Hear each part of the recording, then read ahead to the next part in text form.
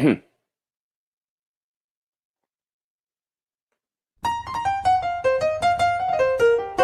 overture is about to start. It's live stream time, so away we go. A different opening. Please don't stop hoping. A big girl opening for the Big Girl Show.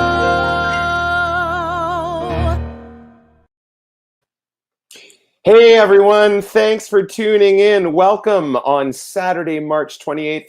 My name is Christopher Wilson, also known as Big Girl, and we're excited to welcome you to our final show for our first launch week. We've had an incredible first week. We've welcomed Canadian iconic performers such as the likes of Alessandro Costantini, fresh off of the Dear Evan Hansen tour, sadly a little sooner than he anticipated. The likes of Gabby Epstein, who just performed as the lead in Little Shop of Horrors this past year at Stratford's Festival. And Tom Allison, star of stage and screen. You see him on your television in a fabulous show called The Killjoys.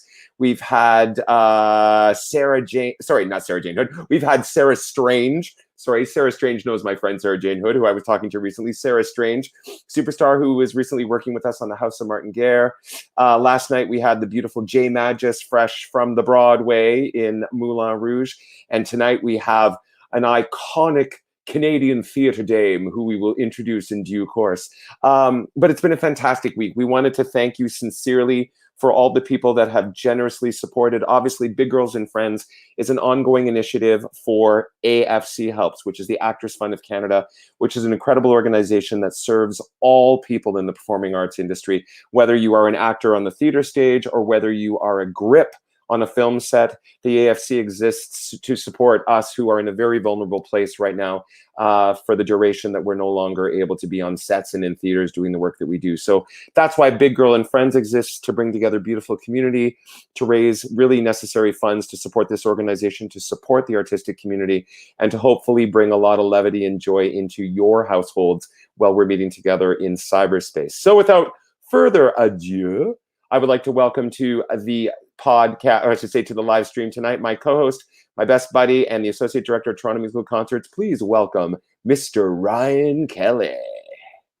Hello, hello, hello, hello. Mr. Ryan Kelly, are you ready for your close-up? Oh, well, I heard you say iconic dame of Canadian theatre, and I just thought, oh, yes, I'm ready for my close-up. But I'll never compare with the legend that we have actually on our show tonight. This is just so exciting. I know everybody knows who it is because they've seen our ads, but I kind of like, who will it be? Who will it be? So I brought some grilled cheese tonight made on bread from a loaf that I didn't steal. and that's it. That's it. I was going to be in a sheet and be like, I'm sick in bed, but I was like, no, that's inappropriate. I was like, I couldn't play the whole dying thing because it's just. We wouldn't want you to do the dying thing. No, it wouldn't be very well timed with No, that's what I'm saying. As about as well timed as my TikTok celebrity dumb. I had to put that on hold a little bit today. Yeah. So Ryan, last night you announced. Oh, I know.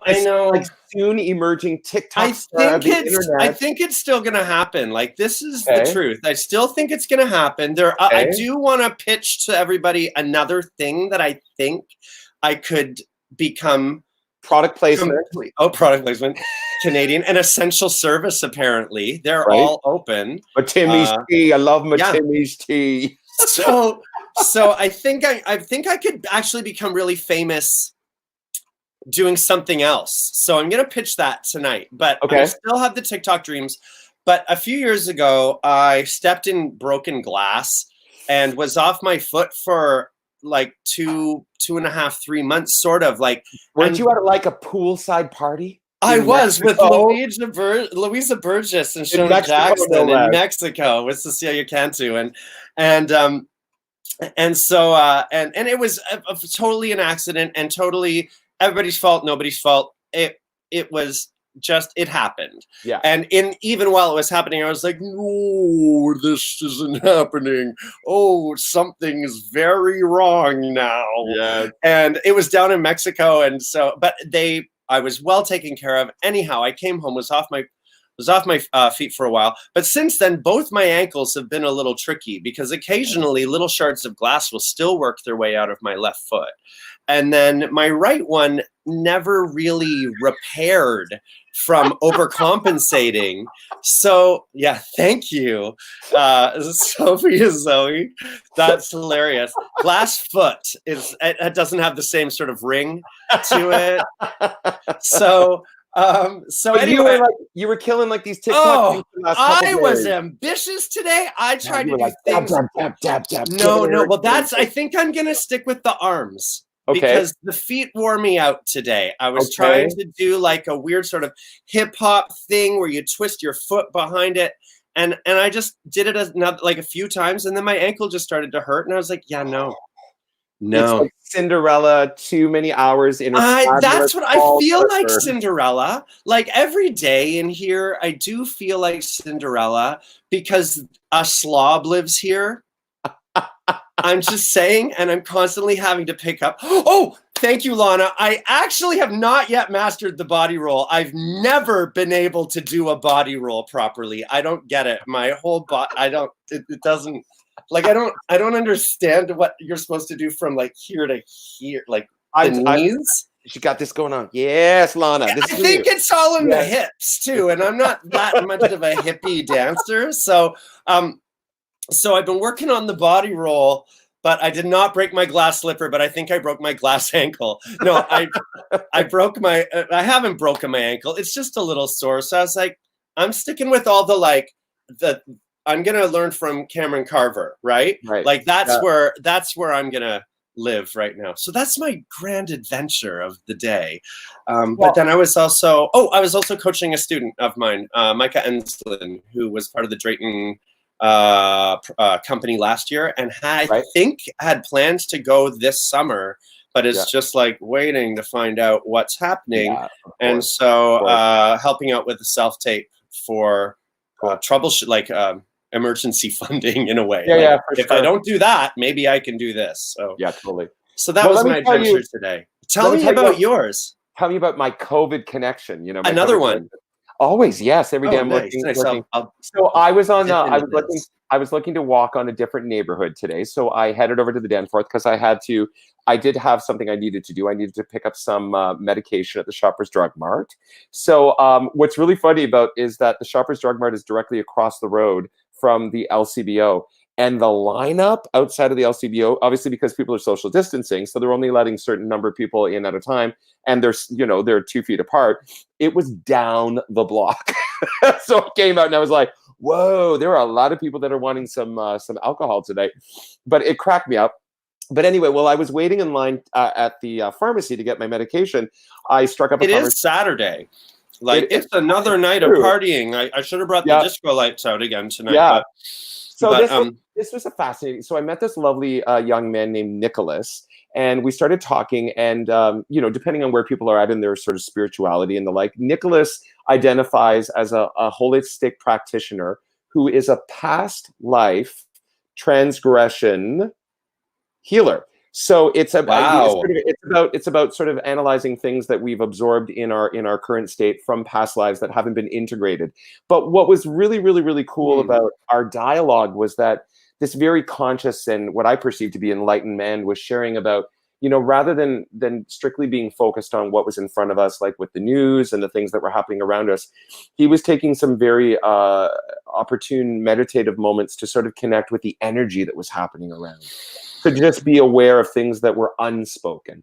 Right, Sophia, I did it again. I was talking with my friend. It's not transgression. We both transgress. Regression. It's going back, right? It's the past life regression, right? Regression. Thank you, Sophia. I already made. It might not be transgressive. It might be transcendent to it's regress. True. But and no, Duff, I'm never shy. You're such a.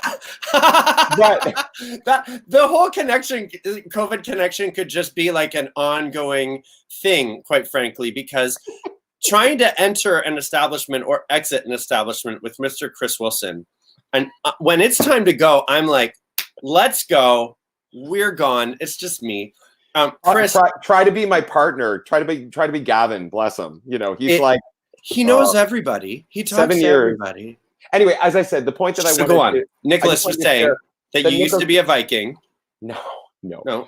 It was just really cool that Nicholas was just, bringing to my attention an awareness of what energetically was going on, so that we can read the situation on different levels that are not just what's in front of our eyes and what we're reading and what we're absorbing. It's about being mindful in a quieter way, that this opportunity, this time may call upon us to be aware of a deeper perspective, a deeper acknowledgement. I see that conversation happening in some social media as well, where I saw a meme go by where it said, it's okay to not be being productive. And it's funny that I have felt very productive in my home because, like I said, I have this amount of energy that I keep on reserve to get me through my day because of anxiety or anything like that.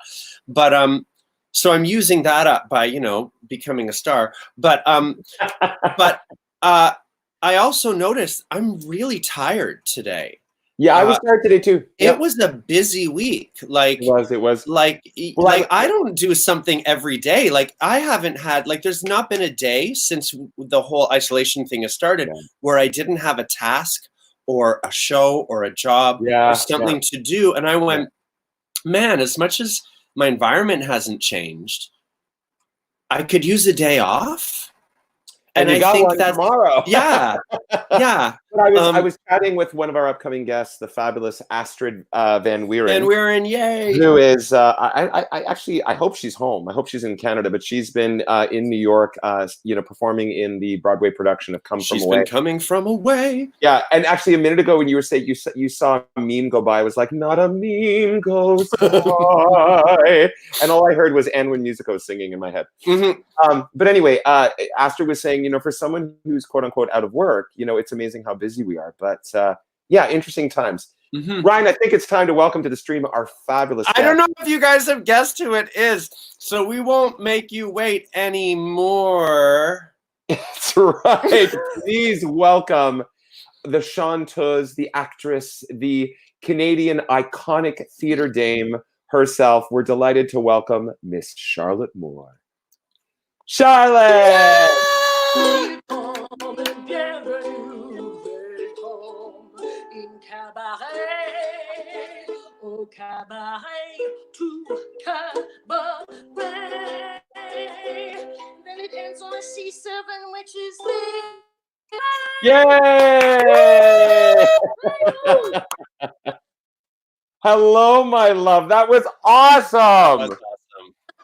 Cabaret. Well, this is from my mouth to God's ears that the tour still happens in the fall.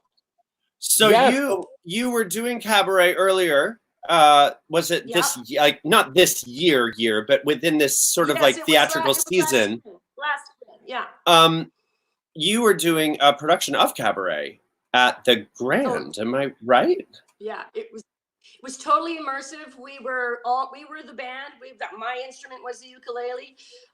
We had people playing tuba, trombone, drums, accordions, guitars, several guitars, and so remarkable Tess Benger sang. We all played instruments, and we were all supporting her singing the title song. It was really a remarkable production. That's pretty cool. So it was immersive. So were you how was the space used in that way? Have you got half an hour?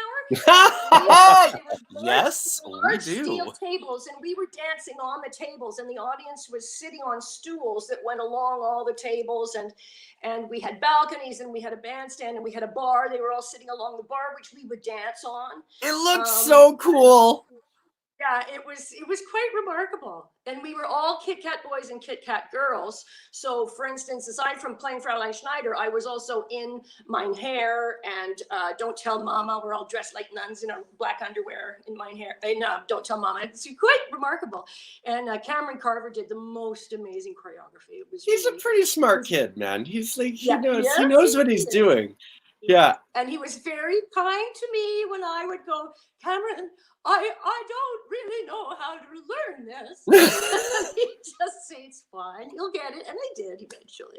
Yes, I actually saw a picture on the Facebook, and I don't know, I think it was shared by him, where you generously did a full Bubble Boy sort of exchange with him when he was feeling lonely. I understand that you this isn't the first private concert you've given. That is what I mean to say.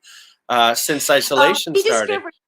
We discovered about 2 weeks before everything went crazy that he is living 2 floors down from me in my apartment complex. So he jokingly said, "Why don't you come and play your guitar through my mailbox?" So I did. So mailbox concerts. A mailbox concert. That's a thing. People down the hall came back after doing laundry and they looked at me like this. And then after I finished, the lady on the other side of him opened her door and said, "Thank you for the song." Oh, very sweet. So I'm actually going to do that song for you guys, but a little later in the show. Oh, how exciting!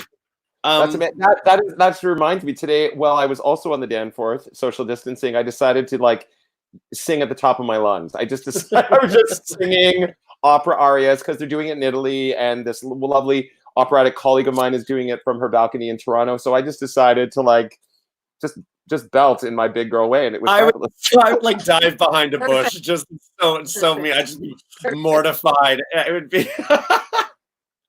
or I would just lip sync, and I'd push you behind the bush, and I'd just make it, and I'd make it like it was me.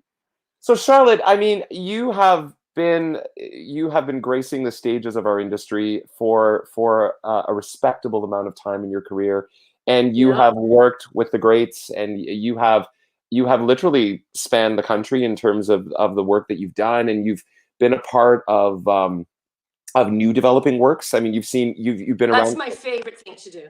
So tell us, if you can, if I may say this with the most amount of respect, you are the most seasoned theater veteran of our show so far this week, and you have. Seasoned is good. Yeah, no, you have an incredible.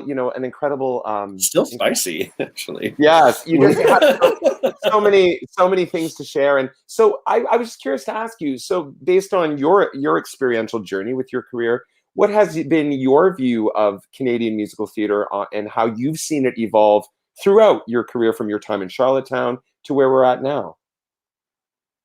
It's so exciting what's happening now. It's so exciting. I mean, all the stuff that the Canadian Musical Theatre Project is doing at Sheridan College, and but the work that Michael Rubinoff has spearheaded, it's so exciting. And it used to be almost impossible to get an original Canadian show mounted, and if you were really lucky, you would have one workshop of 1 week. Right. In fact, the first song I'm singing was from one of those shows that we did, 20 years ago, more than 20 years ago. And we did get to do one workshop of that. And then I think we did a concert version of it, and then we did the show. But we only had 2 weeks rehearsal to put up a brand new show. Cool. And it was it's really, really challenging. So the love and the care and the attention that's being given the Canadian work right now is so exciting. And then that's one of the reasons why it was devastating that Sheridan had to shut down when they did, because they were going to be doing a new production of In Real Life, which is a brand new show. Yeah, by Kevin Wong and Nick. Yeah, Nick. Very exciting. Nick Green and Kevin Wong were co-writing of this. And working on In Real Life, yeah. Yeah. And Mars actually starred my daughter, Emily. Yeah. Oh, wow. I was just gonna say, as a faculty member at Sheridan, Charlotte did not do due diligence in discouraging and dissuading her children from going into the industry. No. Fools. I tried reverse psychology. She's like, do it, and it didn't work. Yes, exactly. And her baby girl went right in headlong into graduating class. So yes, Emily is quite a force. So she's got more goods than I had at that age. Let's just put it that way. Well, Ryan, we've talked about this. I was like, if I auditioned for Sheridan now, I wouldn't get in. Oh no. Then, like, if I auditioned that, like, you know what I mean? Now, then, no. Oh no, I for sure would. Because of my TikTok following, I'm thinking that would, because of my social media influence that I'm doing, that would work in conjunction, in lieu of maybe a monologue. Yeah. Well, Charlotte, it's my dream. In light of the fact that we were just discussing new Canadian works and the works that you've been a part of, maybe this would be a perfect time to launch into your first tune, and maybe you could tell us about the 2 anthologies from which one of these songs is from in terms of Field of Stars, and just let our. I'm doing 2 songs from Jim Betts's Field of Stars anthologies. And I'm actually so old, I'm using the CDs that he put in the back. Oh, One CD was Wow. a song, and the other CD, which is currently in my ancient computer, had just the piano track. So this is Leslie Arden playing her own song. Oh, And we're a big fan. I'll tell you more about the show after I sing the song. okay. So wish me luck, because if I screw up, if I mess up, You can say it. It's okay. Charlotte, what's the song called? Charlotte, can Hang you on. tell us the title? Yes. Oh, Whoop! I'm pausing. It starts on this note. And it's the part that was actually written for me, I'll be honest, by the lovely Leslie Arden, is twins. The sweetest woman alive, Julia, and her evil twin, Jessica. So this is Jessica singing about her sister. Beautiful. I Take it can't away. wait. Take it away, Charlotte.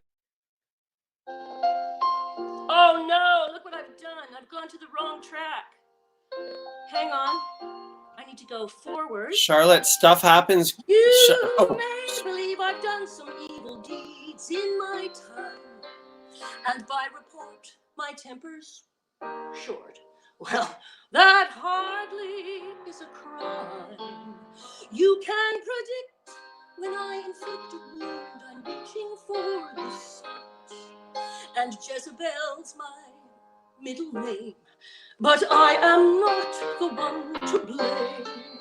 For I have every right to claim that this is not my fault. And before you raise your voice to reprimand me, I'll tell you what you have to do to understand me.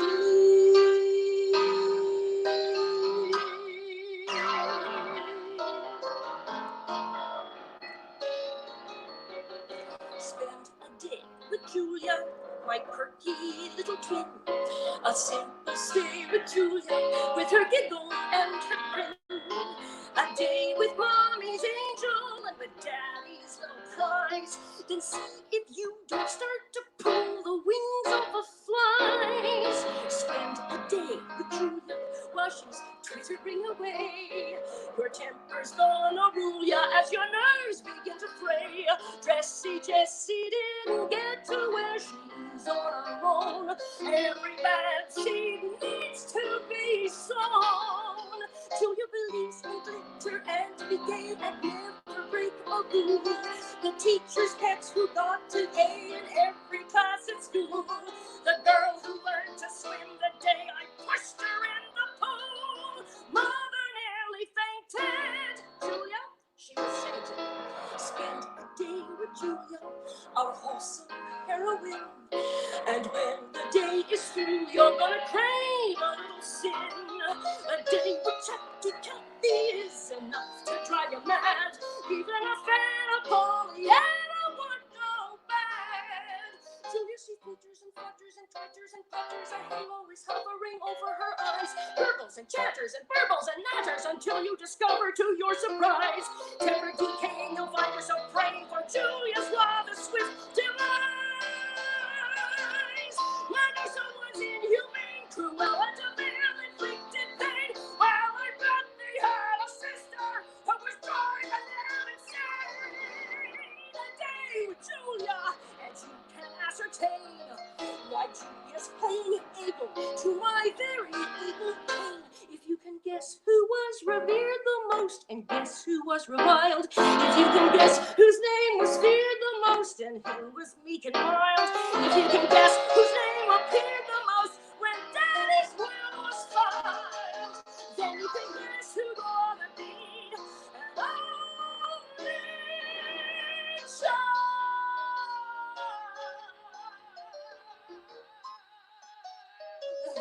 And that's me.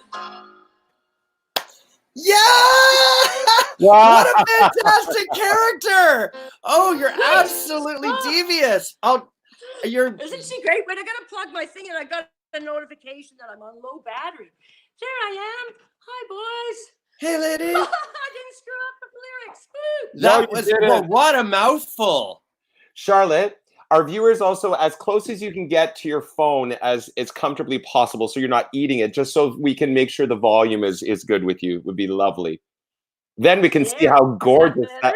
Yes, we can see how beautiful that necklace is and that pink ensemble. Yes. Made me this. Who did? Lovely. Yeah.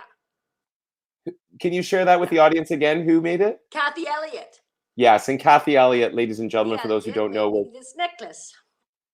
and Kathy Elliott was Leslie Arden's Kathy late was she was a music theater writer of her own renown. She wrote Fireweed. I did a wonderful workshop of a magnificent show she wrote about Silas Marner. She was Leslie Arden's partner. She was very active in the last few years of her life in the Indigenous community, and was tragically hit by a car right after they premiered one of their shows at the Canadian Musical Theatre Project. Yeah, at Sheridan. 2 and a bit years ago. Yeah. Mm-hmm. Yeah. Well, it's beautiful to have that piece of It's a artwork. force of nature, that one. And bringing it into the show is beautiful, and also to honor her and keep her energy here. It's gorgeous. It's gorgeous. It's oh, go ahead, Chris. Go. No, go ahead, unless it's directly. No, you have something to say. Well, yes, I always have something to say, Ryan. Go.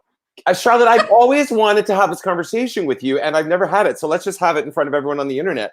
So let's talk. Okay. Let's talk about your family. So, your father is this iconic name, which is Mavermoor.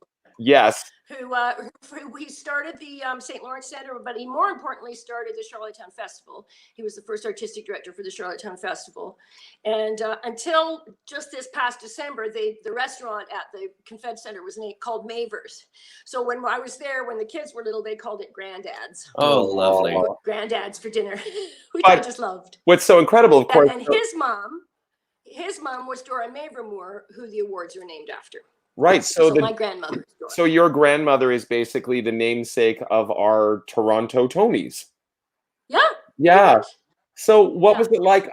Forgive my ignorance. When do we name a park after Charlotte Moore? That's what I want to know. Like, that's you can name a martini after me, Ryan. Okay. I promise. The Charlottini. You got it. You got it. It's gonna have like a little COVID-tini, which Am I allowed to do that on camera? You sure are. Yes. As long as we sign the equity rider, you can do anything you want. You're just over 21. You're fine. Oh, that's brilliant. So what was it like? What was it like growing up in that family culture? So like, it was, I saw a lot of theater, but I was the youngest of the family, and I was quite young when my parents first got separated and then subsequently divorced. So I wasn't actually in on it, if you know what I mean. Yeah. I think I did take it very personally. It was very difficult. Oh, it's 7:30, isn't it? I'm hearing the cheering from outside. Right. It's the appreciation time. Yeah, it's really cool. Yeah, it's really cool. Anyway, so in my early 20s, when I first started in the business, I felt this huge responsibility not to screw up. That I was pretty anal about being as good as I could possibly be, because I felt this weight of responsibility. And interestingly enough, when I was 29, I went to England, and I couldn't get arrested. So I cashed in my RRSP, and I went to England, and I took a Shakespeare intensive. And at the end of the 6 weeks, one of the coaches says, "Charlotte, I feel like every time you do a piece, you have something to prove. What would that be?" And for the first time in my life, I said that I deserve my last name. Yeah. And then she says, "Well, now that it's out, how silly does it sound?" And it was like she'd just taken this huge weight off my shoulders and gone, "Bye." Yeah. And it took someone else to recognize her, to see it, or to facilitate that conversation to even have with yourself. So then what changed? Well, I think of it rather than a responsibility. I think of it as an honor. It's my legacy. Actually, interestingly enough, I just did this really cool production of Sunday in the Park with George. Yes, you did. Evan Chichis talked a lot about legacy, and the show talks a lot about the only thing worthy of leaving behind are children and art, and that these are our legacies. So I'm thinking about that a lot now. So it's more of a comforting blanket to me now, and I've sort of embraced it rather than fighting it. Oh, that's if beautiful. that makes any sense. Oh, it That's makes a beautiful, sense. beautiful journey. Can you speak briefly of your recent Theater Eclipse, which is under the artistic directorship of Shalina Kennedy, and Evan Chichis is the director of the last production. They did a brilliant production of Kiss of the Spider Woman, and this year, as Charlotte just said, Sunday in the Park with George, which was an immersive production. How was, of course, I saw the show. How was your experience? The professionals, I believe, were yourself, Eric Craig, Tracy Michaelides, Evan Bueling, and Tess. Tess Bender, of course, who you also worked with in I just adore that girl, and she's so well. She comes from a family of actors too. That's right. Yeah. Nikki Dagny is her mom, and so she feels the responsibility of doing it right. And she, for instance, both with Cabaret and with Sunday in the Park with George, because we only had 2 weeks to put that up. She arrived fully off book for both of those projects because it was something she wanted to do for herself, so that she wasn't panicking, right? Yeah, of course. And it really paid off. She was remarkable in both those projects. Yeah. So what was your experience? Because we know this is a very large cast for the show, but we mentioned that there were those five professionals, and then 20 of my daughter's classmates. 20 That's right. Years we shared in college. That's right. 4 years. It was my daughter decided not to audition because she was doing the lead in Stars of Mars, and she didn't want to compromise either of those things. So I thought that was a good call. But it was really great for me. We rehearsed out at Sheridan, so I was spending time in the space where she spent her last 4 years. And it was really great for me to get to know better her school chums. Yeah. And it really was wonderful. And they really did great. They all did great. I was going to say, what was it like working with those kids, and what is your perception of the energy of the young artists that are leaving the institutions such as Sheridan and entering into our industry? Well, I've been saying for the last few years now that Sheridan really is turning out true triple threats. Yeah. They're a very, very good program. I know certainly that the kids are very happy there. My daughter's class has been very supportive of each other. It's been a very cohesive group. Yeah. And I can't speak for the other schools because I don't have firsthand experience with them. But now you can reflect upon it as a mom and a professional. Yeah. Yeah, which is super cool. I was mom and some of those Sheridan kids in Sunday in the Park, let me tell you. Yeah, absolutely. Yeah. Totally. I would go up to them and I'd say, "Can I mom you for 5 seconds?" And then I would just, give them some cream or something. Well, Ryan, I'm not going to embarrass her, but we'll share because I was so open to this. So our hand washing segment. Yes. So Charlotte sent me a private note on Facebook. She said, "Okay, I'm giving you a mom moment. Please don't be offended." She said, "When you're washing your hands, turn on the water, get it wet, turn off the water, lather up, and only at the end turn on the water to rinse off. Otherwise, you're wasting water." Thank you. Thank you. And I was like, that is the most logical thing I've ever heard. Fair enough. I could hear her on the other side going, "Oh, thank God he wasn't offended." I was like, that is like, that's just so smart. So I was like, no, that makes a lot of sense. Well, there was this great video going around. And my mother's like, "Charlotte, I agree. I absolutely agree." This video was going around with all these people singing a verse of Barrett's Privateers, and all different, folk artists. Stan Rogers, all left the water running, and it was driving me crazy. Yes. So I appreciate those mom moments, but it's lovely when you can, sort of, transcend those nurturing abilities and those nurturing pathways, and also, offer your professional consultation to those young artists. That's great. That's cool. What's something else that you tell artists that they should be doing in order to expand the breadth of their commercialability or their saleability in this? The new one is learn an instrument. Practice your instrument. I've been in this business. Well, let's be honest. I've been in this business for over 40 years. And this year was the first time in over 40 years that I've had to play an instrument in a show. And I had to play an instrument, 2 different instruments in 2 shows. Right. I played uke in Cabaret, and then in the show that I did, directed and produced and mounted by the amazing Jordy Brown, who, by the way, sent me those flowers yesterday. Oh, gorgeous. Jordy Brown is this remarkable young man from Halifax. He was supposed to do a huge concert yesterday at the Rebecca Cohn. He rented the Rebecca Cohn. He hired all his musicians. And the Rebecca Cohn is a huge auditorium. It's like 600-800 people, right? And he had to cancel it. So what does he do on what should have been the most glorious day of his life? He sends flowers to all of his female friends because he knows that we are worried about him feeling bad. Isn't that remarkable? What a classy, it's like, classy. That's just so caring. Is this the same? Michelle Bone, who also did the designs for the Sunday in the Park. She was our designer for the show. We did the Sing Along Jubilee tribute last summer. She put a picture of them on her Facebook of her flowers, and she put Jordy Brown is classy AF. Oh, that's so great. Now, was the Sing Along Jubilee, was that the music of Anne Marie? Was that the? There was some Anne Marie in it because she was in the show.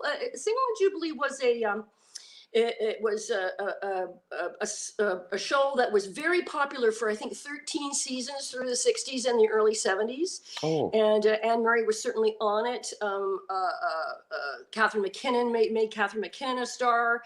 Don Messer? Was Don Messer involved in that?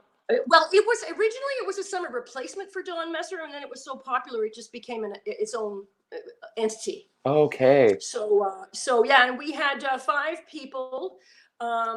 Me, Jordy Brown, Andrew Murray, Rebecca. Oh my God, Rebecca, what's your last name? Oh, that's terrible. Okay, beautiful Rebecca. And Kitson. Oh my God, Rebecca, I'm so sorry. Anyway, and Julian, who plays everything from PEI, and the 5 voices went together so remarkably, and Jordy did remarkable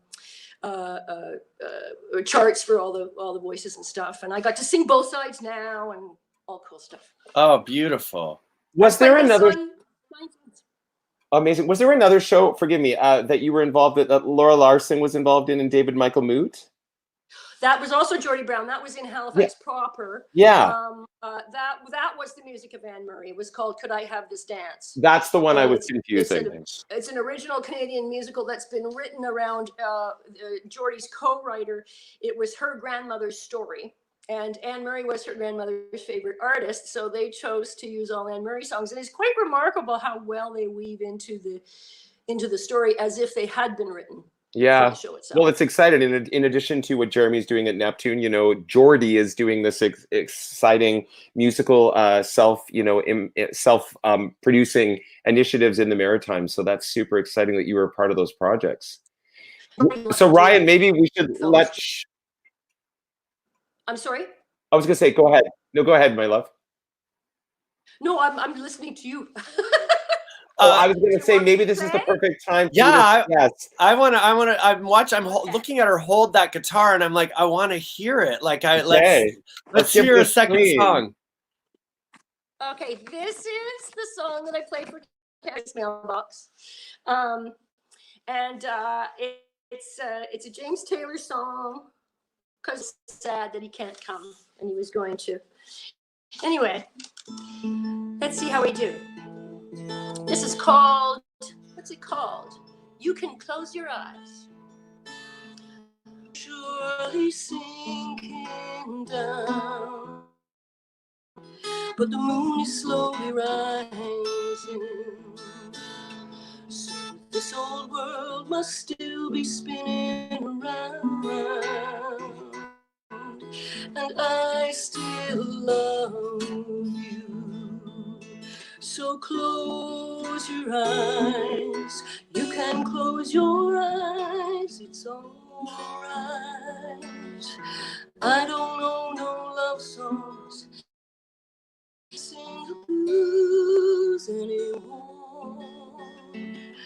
but I can sing this song. You can sing this song. Gone.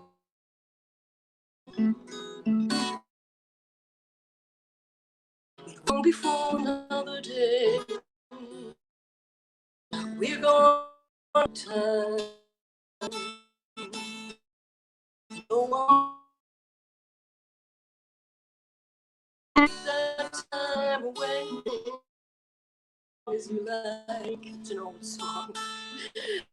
So close your eyes and close your eyes. I don't know no love songs, and I can't sing the blues anymore. But I can sing this song, and you can sing this song when I'm gone.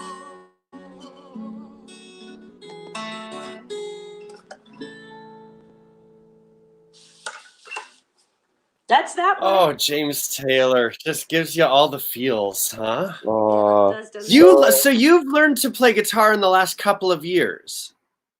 No, I actually learned when I was a teenager. I just haven't played it since I was in my early 20s. I haven't played in public since I was 22. Because I've been thinking that I should become an instrumentalist as well.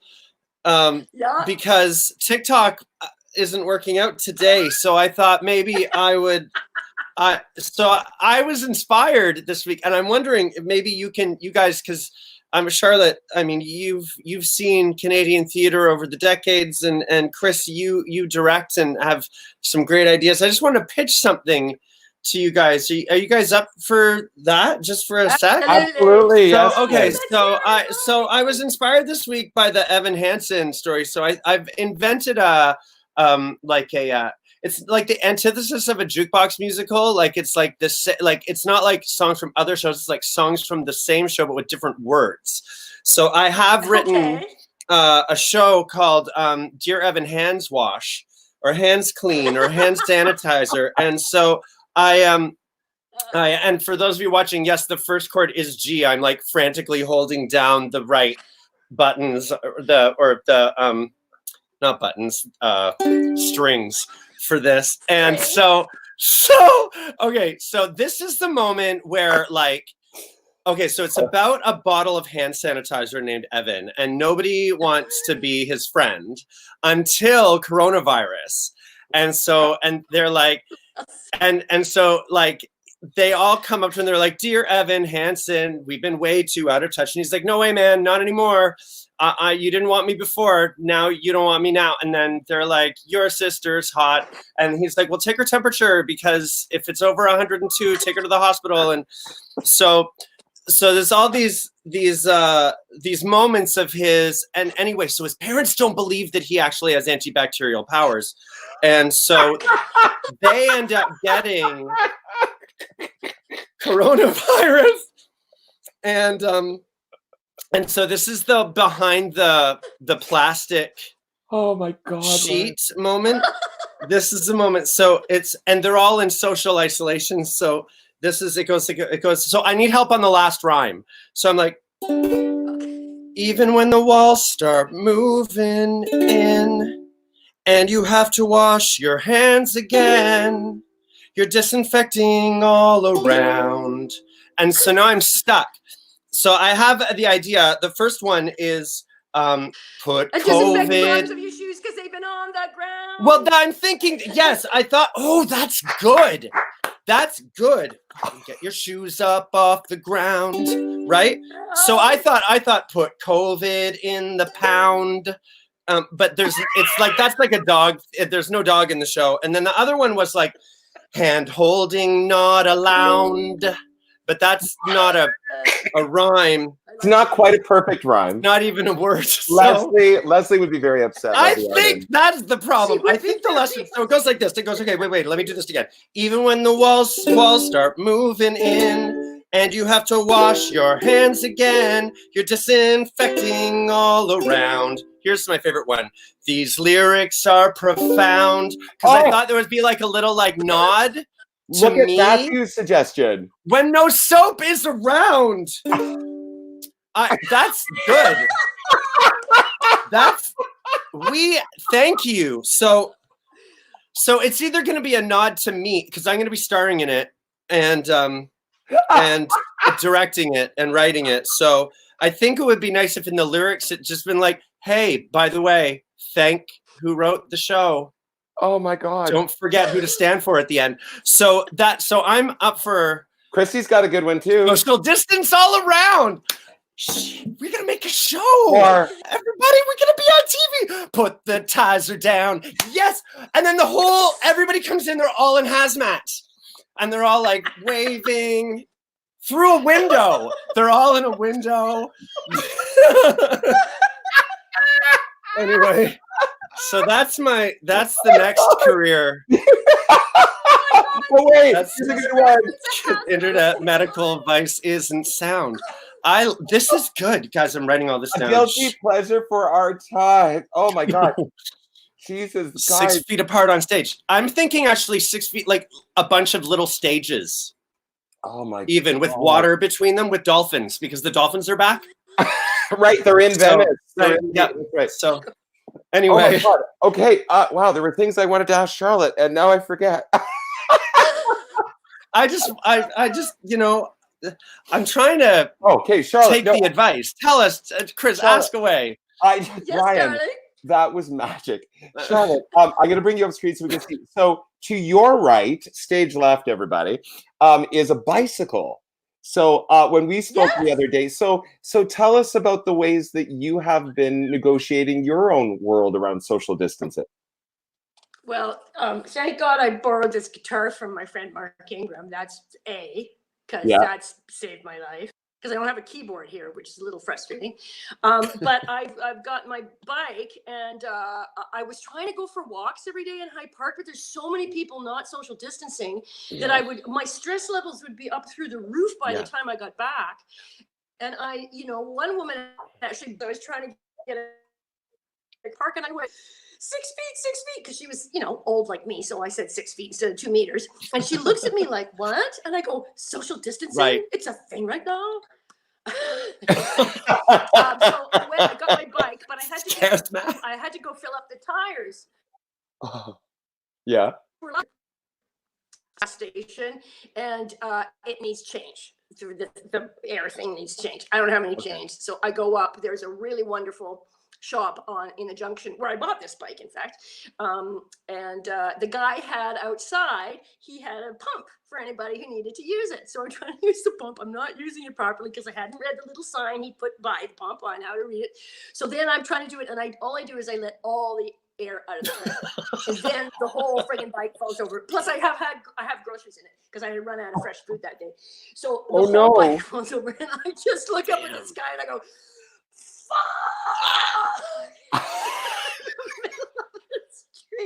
Because a whole basket's full of a whole pan.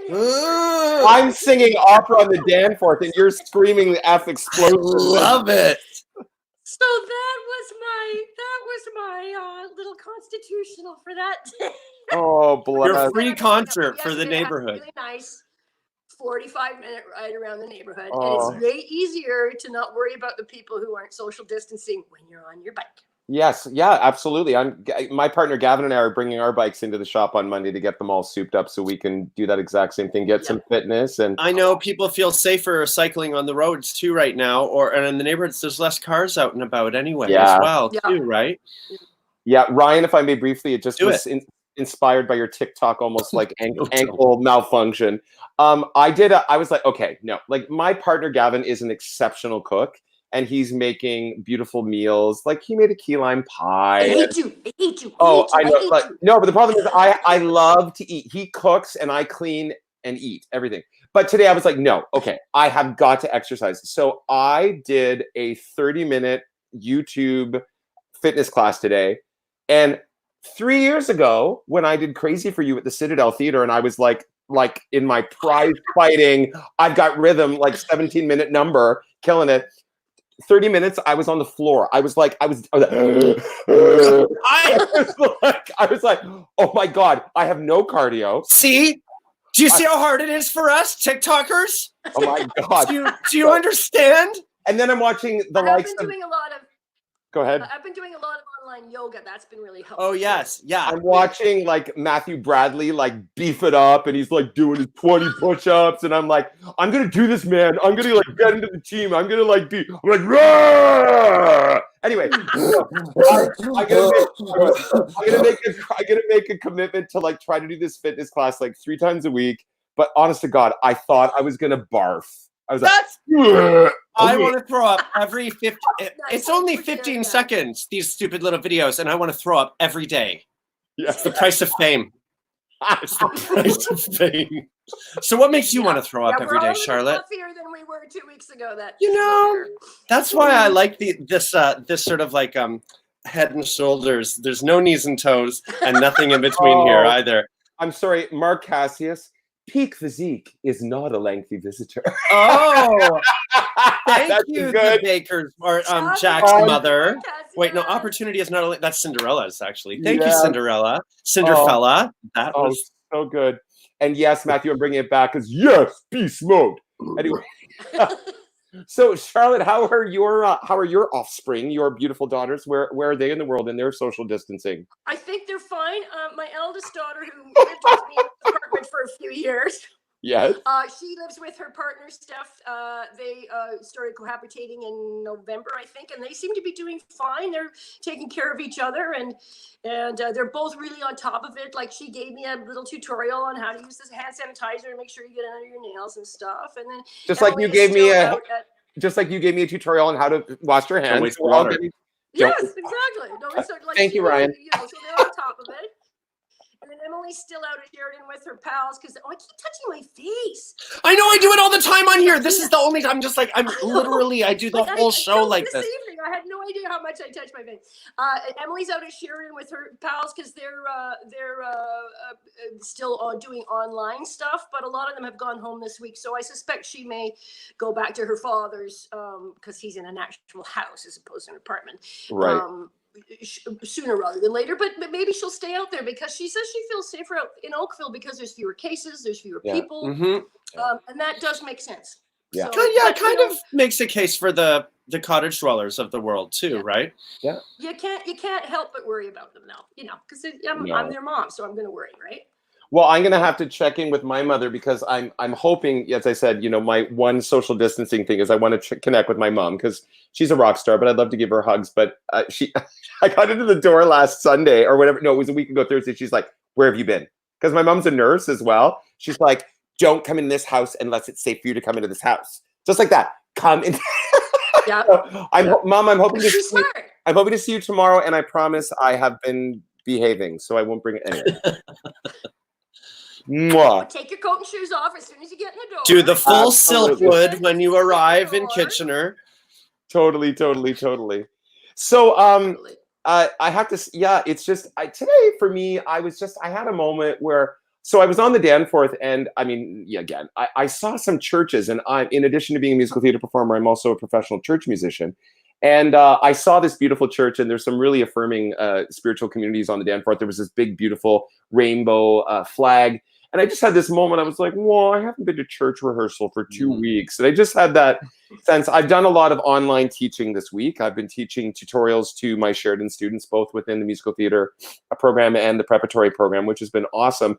But it's, I'm just like, it's, you're in a screen. And I'm missing that live up close and personal, dynamic. And I just had a little moment of, whoa. Come here. Yeah, but you guys Chris. are doing Come this. Here. And this Here. is really I'll give you a important. hug. Come here, hug. Oh, there you go, baby. I'm just giving you a hug. There you go, buddy. There you go. Yeah, and this is for you, Charlotte. Come here. Come on in, Charlotte. Yeah, get in there. I love you. I love you guys. Well, Charlotte, what are you going to share with us as a beautiful third tune for your wonderful time with us tonight? I have never sung the song before. Great, love it. The key's a little high, but I don't care. It's You're got drinking certain, Corona. resonance to me. right now. This is the title song off the first volume of Field of Stars. So it's the actual song Field of Stars. It's written by Jim Sarr and Joey Miller.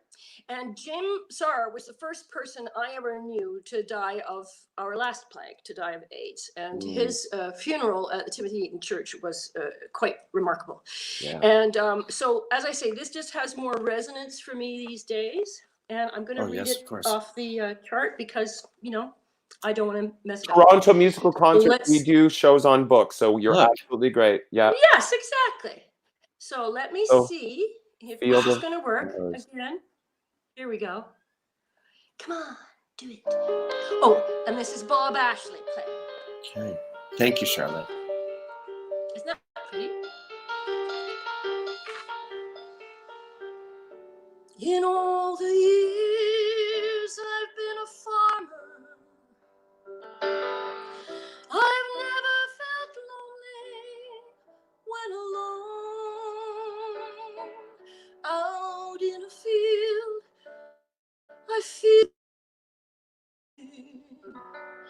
this earth is mine, it's what I own, and this field of stars can see tomorrow, and if it knows, it just won't tell. This field of stars can see my future, and where it goes, it still won't tell. I guess it's just as well.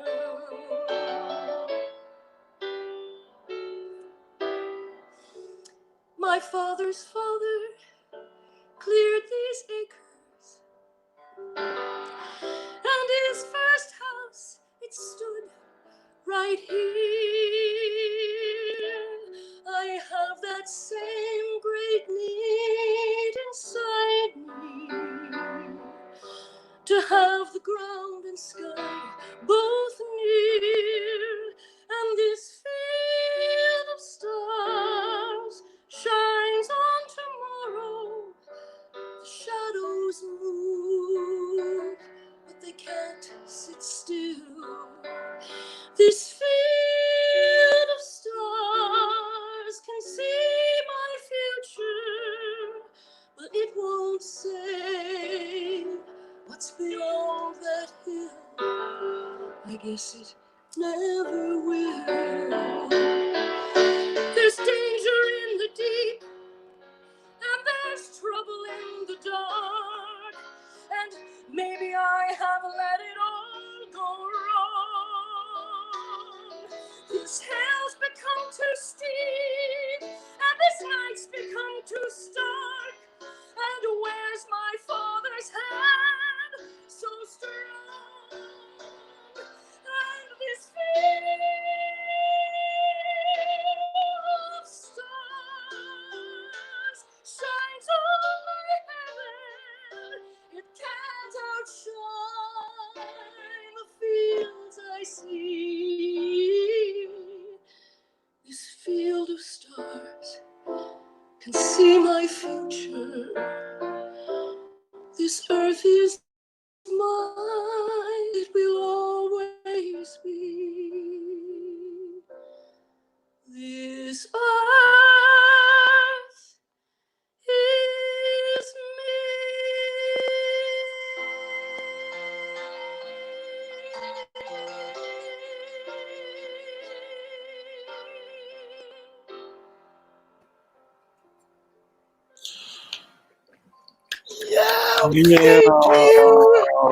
Thank you for taking us out. Opportunity to sing that song. Yeah, and giving us such a beautiful sense of hope and reassurance and a play out. No, reassurance getting through this time. That was such the most beautiful, perfect song for you to sing at the end of tonight's show. And Charlotte, I mean, if I may say lovingly, I mean, you have spent, a lot of the repertoire you sing is sort of in that more chest resonance, but what is the head voice? Oh, yeah. when I heard you sing I Can't Find the Words when you several times when you performed Marilla in Charlottetown, please don't negate that beautiful part of your gorgeous voice. It's so beautiful. Oh, thank you. Yes. Thank you. As we're wrapping up, a couple things I want to share with the group, with everyone. Thank you for tuning in for this. Ryan, can you believe it's only been a week of this amazing launch? This is so exciting. Charlotte, you've rounded out this gorgeous week for us. Thank you, dear. I wanted to remind you again of the initiative I mentioned the other day. Smile Theater, a wonderful organization. I'm just going to come over here. Keep drinking there, girl. Smile Theater that supports seniors and in long-term residence has this initiative that Tom Carson, the executive director, if you musical theater performers want to offer a hello and a song to senior citizens, please contact Tom Carson via Facebook or through Smile Theater at his email and record a hello and a song for his senior, because we can't visit them in person currently in their residences, and they would really graciously appreciate your support. If you're following us on social media, Augustina Leone, mad shout out for all the work you've done this week. Thank you, Ego. With our hashtag Big Girl and Friends, and we're excited to kick off our final week next week with our first guest, someone that we've had the privilege of working with recently in Urinetown the Musical, the fabulous rock star singer. Well, she can sing anything, actually, absolutely anything. But Miss Erica Peck is joining us to kick off our second week of Big Girl and Friends, and we couldn't be more grateful, Charlotte, that you were able to round out this week with all the beautiful and leaving on such the perfect note. Oh, absolutely. Well, listen, we're at 8:01, so now I'm going to try to shut this down with love. Love and light. Continue to enjoy your bike riding, your beautiful new flowers, cuddles to your kitty cat. Charlotte, don't hang up, though. We're going to chat after the show anyway, so we get to clink our virtual drinks together after. But we'll say goodbye now. Good night, everyone. Okay, bye-bye.